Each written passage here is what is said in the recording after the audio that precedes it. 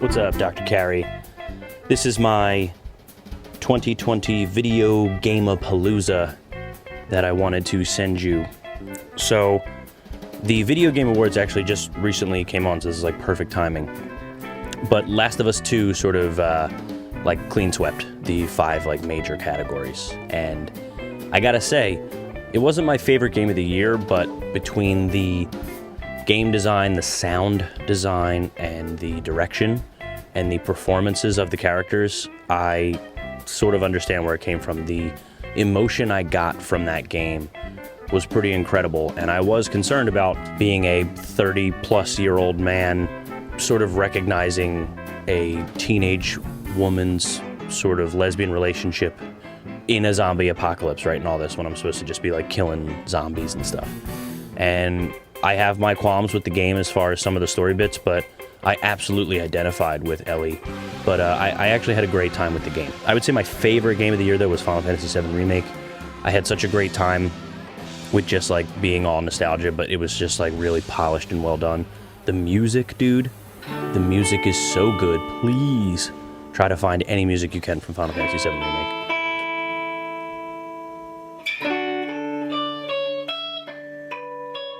I did play a bunch of indie games. I'm not going to inundate you with a bunch of them, but I did play like Darkwood, Crosscode, Cloudpunk was really good this year. Whatever, a bunch of them. But the main one that stood out to me was Hades, which is like a hack and slash isometric style game. So I think Diablo meets Devil May Cry. It's just fantastic. It's just dripping with like style and art design. Based obviously Hades, so it's based in Greek mythology. It's just a really great game. And then finally, another one I did spend some time with this year, which seems to still be holding on, was Among Us. It also just recently came out on the Switch.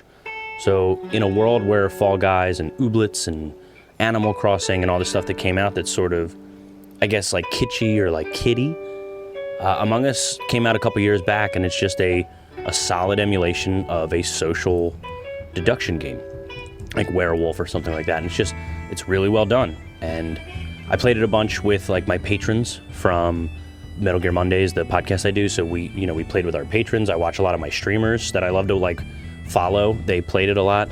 And I gotta say, the Hassan, who's like a big Twitch news guy, he sort of helped AOC and that whole Among Us stream. And outside of it actually like being compelling to watch, she actually seemed really comfortable. Like the game is designed for social interaction. And I just really appreciated that. Of the few times it just felt like it wasn't very cringe. And a lot of times you introduce video games into anything, it just feels like, what's up, gamers? Like, I don't know, it just seems really fucking dumb. And this didn't. It seemed like a year that we are pretty starved for social interaction. This was an outlet, and it seems to be pretty well made and pretty well polished. And I really appreciate that.